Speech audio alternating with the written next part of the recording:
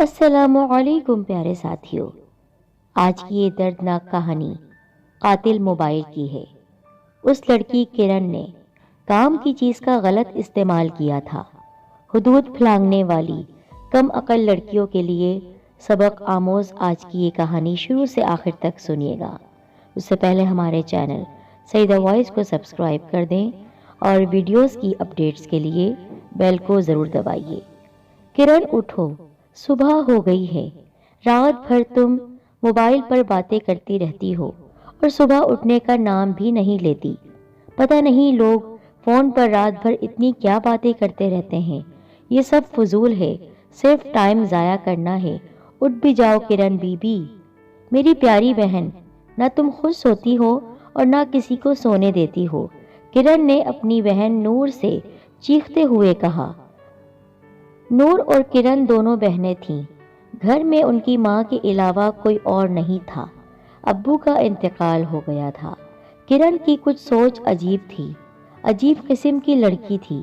اس کی سوچ تھی کہ لوگ موبائل پر کھا تھوڑی جاتے ہیں، صرف ٹائم پاس کرتے ہیں۔ وہ ہمیں پاگل کرتے ہیں اور ہم ان کو پاگل کرتے ہیں۔ میری پیاری بہن نے ناشتہ کرنا ہے یا نہیں؟ او ہو، تم نہ نیند کا سارا مزہ خراب کر دیتی ہو۔ تمہیں پتہ ہے صبح صبح سونے کا کتنا مزہ آتا ہے؟ کاش تمہارا کوئی بوائے فرینڈ ہوتا، تم بھی اس سے رات بھر باتیں کرتی، اس مجنوں سے۔ تمہارے ساتھ وہ جینے مرنے کی قسمیں کھاتا، تو بھی اس کے ساتھ جینے مرنے کی قسمیں کھاتی۔ وہ تمہارے ساتھ، تم اس کے ساتھ ہوتی، پھر زندگی کا کتنا مزہ ہوتا یار۔ نہ تم زندگی کے خود مزے لیتی ہو، نہ کسی اور کو لینے دیتی ہو۔ کرن یہ سب باتیں اپنی بہن نور سے بڑے رومانٹک موڈ میں کر رہی تھی۔ اوہو کرن کی بچی، یہ بکواس اب بند کرو اور ناشتہ کر لو۔ ٹھیک ہے میرے آقا، جیسے تمہاری مرضی۔ اچھا اب میری بات سنتے ہوئے جاؤ، کرن نے نور سے کہا۔ ہاں بولو۔ بات یہ ہے کہ میں نے 2 دن بعد اپنی سہیلی کی سالگرہ پر جانا ہے۔ رات کو وہیں رہوں گی اور صبح کو آؤں گی۔ یا اللہ، تو اس لڑکی کو ہدایت دے، ہماری سمجھ سے یہ باہر ہے۔ میرے مولا، تو کریم ذات ہے، اس لڑکی پر ہمیشہ کرم کرنا۔ نور اپنی بہن کے لیے دعا کرتے ہوئے گھر کے کاموں میں مصروف ہو گئی۔ نور 5 وقت نماز بڑی پابندی سے پڑھتی تھی۔ نور اور کرن کی ماں لوگوں کے گھروں میں کام کرتی تھی اور اپنے گھر کا خرچہ چلاتی تھی۔ نور کو اپنی بہن کرن کی ہر وقت فکر رہتی تھی، کیوں نہ ہوتی، آخر وہ اس کی بہن تھی۔ کہیں یہ لڑکی کسی مصیبت میں نہ پھنس جائے، اور ہر نماز کے بعد کرن کے لیے دعا کرتی۔ 2 دن گزرنے کے بعد کرن نے اپنی بہن نور سے کہا، مجھے اپنی سہیلی کے ہاں جانا ہے سالگرہ پر، اور رات کو نہیں آؤں گی۔ نور نے بہت غصے سے کہا، کیوں نہیں رات کو آؤ گی تم؟ دیکھو بہن، اگر تم رات کو واپس نہیں آؤ گی تو پھر ہرگز سالگرہ پر مت جاؤ۔ کیوں نہیں جا سکتی؟ میں ضرور جاؤں گی۔ اور ہاں ایک بات، آپ اپنے کانوں کو ذرا کھول کر سن لیجئے، میں بڑی ہو چکی ہوں، یہ میری زندگی ہے، اسے میں جس طرح چاہے گزاروں، مرضی سے اپنی۔ اب میں بچی نہیں ہوں، میں اچھی طرح سب کچھ سمجھتی ہوں۔ پلیز آج کے بعد میری زندگی میں دخل نہ دو تو اچھا ہوگا۔ نور یہ سب باتیں بت بنی سن رہی تھی، اس کی آنکھوں میں آنسو امٹ آئے۔ نور نے کرن سے دکھ بھرے انداز میں کہا، میں سمجھتی تھی کرن ابھی تم بچی ہو، پر آج مجھے احساس ہوا میری سوچ غلط تھی۔ ٹھیک ہے، تم جیسے چاہے اپنی زندگی گزار سکتی ہو، میں تمہیں نہیں روکوں گی۔ ہاں ایک بات میرے دھیان سے سن لو، زمانہ بہت خراب ہے، کہیں زمانے والے تمہیں نہ خراب کر دیں۔ ہو سکے تو زمانے والوں سے بچ کر رہنا اور اپنی عزت کا خیال رکھنا۔ یہاں ہر قدم پر عزت لوٹنے والے لٹیرے بہت ملیں گے، عزت دینے والے بہت کم، اور تمہیں غلط راہ دکھانے والے بہت ہوں گے، اچھی راہ دکھانے والے بہت کم۔ عورت کی ایک بار عزت چلی جائے تو پھر کبھی نہیں آتی۔ آج تم نے اچھا کیا جو مجھے احساس دلایا۔ تم اب بڑی ہو گئی ہو، انسان چاہے جتنا بھی بڑا ہو جائے اپنے بڑوں سے بڑا نہیں ہو سکتا ہے۔ اسے برے وقتوں میں اپنے بڑوں کی باتیں یاد آتی ہیں۔ اچھا کریں تو اچھی باتیں، برا کریں تو بڑوں کی نصیحت یاد آتی ہے۔ اللہ کی تم پر ہمیشہ رحمت رہے اور زندگی میں کبھی کوئی دکھ تمہارے قریب نہ آئے۔ نور نے روتے ہوئے یہ سب باتیں کرن سے کہیں اور اپنے کمرے میں چلی گئی۔ کرن جہاں جانا چاہتی تھی وہاں جا چکی تھی۔ کرن کسی بگڑے ہوئے امیر زادے سمیر سے عشق کرتی تھی، جو نہایت ہی آوارہ اور بد چلن قسم کا لڑکا تھا۔ اس کا یہ کام تھا معصوم لڑکیوں سے موبائل پر دوستی کرنا اور انہیں سپنے دکھانا اور ان کی معصومیت سے کھیلنا اور خوب پاگل بنانا۔ جس لڑکی کو وہ اپنی ہوس کا نشانہ بناتا تو کچھ دن بعد اسے بھول جاتا، ایسے بھول جاتا جیسے وہ اس لڑکی کو جانتا نہیں۔ یہ تھا اس آوارہ لڑکے سمیر کا کام۔ کرن کی کوئی سہیلی کی سالگرہ نہیں تھی، بلکہ سمیر کے ساتھ کسی 5 اسٹار ہوٹل میں ڈنر اور رات گزارنا تھا۔ سمیر نے کرن کو آتے ہوئے دیکھا تو بولا، اوہ اتنا لیٹ، خیر تو ہے؟ امی نے تو نہیں روک لیا تھا؟ نہیں ایسی کوئی بات نہیں سمیر، بس راستے میں کچھ دیر ہو گئی تھی۔ اور پھر وہی ہوا، ایک بیوقوف لڑکی کو ایک چالاک لڑکے نے بیوقوف بنا دیا۔ سمیر کی تو پہلے سے یہی سوچ تھی۔ اس معصوم پھول کو سمیر نے آخرکار مسل ہی ڈالا، اپنی ہوس کا نشانہ بنا ڈالا۔ انسان کتنا گر جاتا ہے اپنی نفس کے خاطر۔ اے انسان تمہیں اللہ یاد نہیں رہتا، اے انسان تمہیں انسان دیکھے نہ دیکھے پر اللہ دیکھ رہا ہے۔ کرن رات سمیر کے ساتھ گزارنے کے بعد صبح اپنے گھر چلی گئی، جہاں اس کی بہن نور بہت پریشان تھی۔ اس کے لیے کرن گھر جاتے ہوئے اپنی نظریں جھکا رہی تھی اور اسے اندر سے اس کا ضمیر ملامت کر رہا تھا۔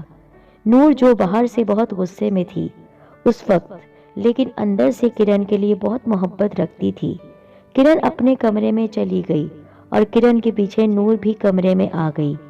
کرن ابھی بیٹھی ہی تھی، نور نے کہا، میں تمہاری زندگی میں دخل تو نہیں دینا چاہتی، پر یہ ضرور پوچھنا چاہتی ہوں کہ یہ سلسلہ کب تک چلے گا؟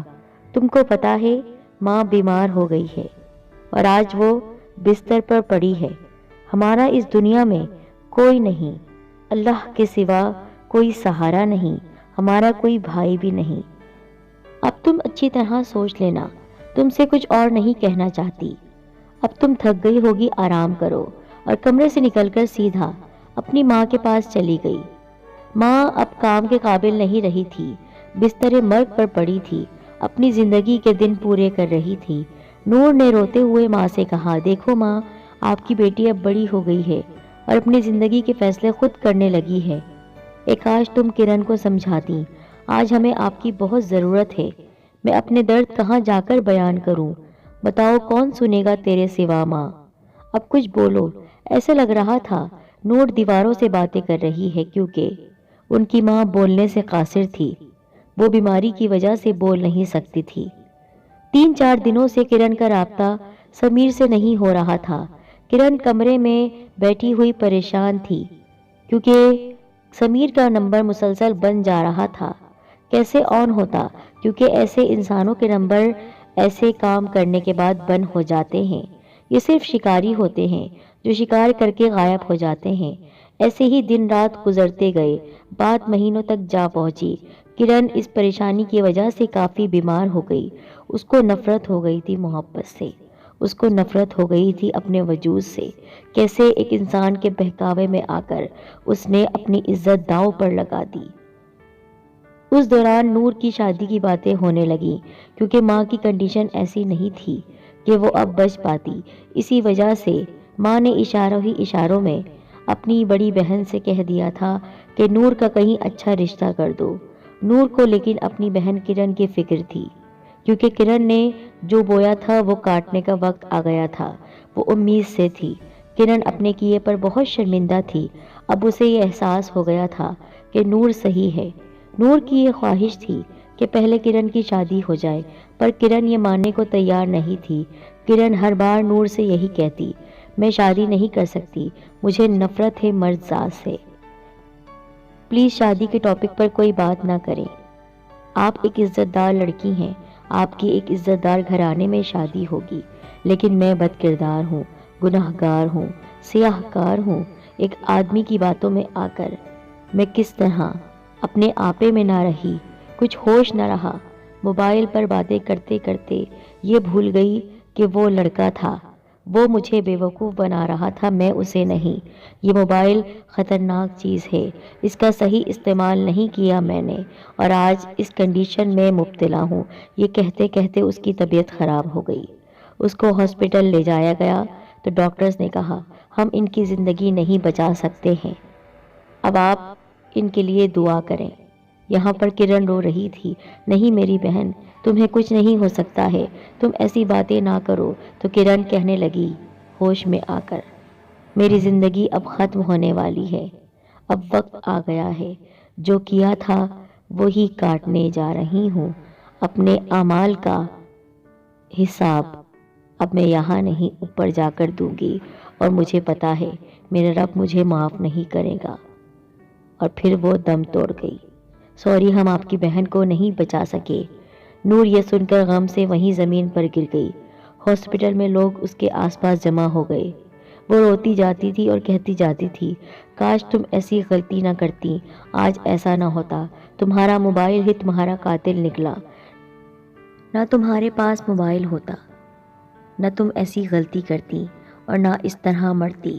یہ موبائل تمہارا قاتل نکلا، تمہارا محبوب تمہارا قاتل نکلا، جو تمہیں لوٹ کر چلا گیا اور تمہاری خبر بھی نہ لی۔ کیسے ہوتے ہیں یہ ظالم لوگ جو موبائل کو ایک کھلونا سمجھ لیتے ہیں، جو کسی انسان کے دل کو ایک کھلونا سمجھ لیتے ہیں۔ وقت کا ضائع کرنا اس طرح ہوتا ہے کہ انسان کی جان چلی جائے تو کیا فائدہ ایسی ٹیکنالوجی کا کہ انسان ایک دوسرے کا قاتل بن جائے۔ نہیں، موبائل کا صحیح استعمال بھی ہوتا ہے، لیکن انسان چاہے تو اس کا صحیح استعمال کرے، نہ چاہے تو اس کا برا استعمال کرے۔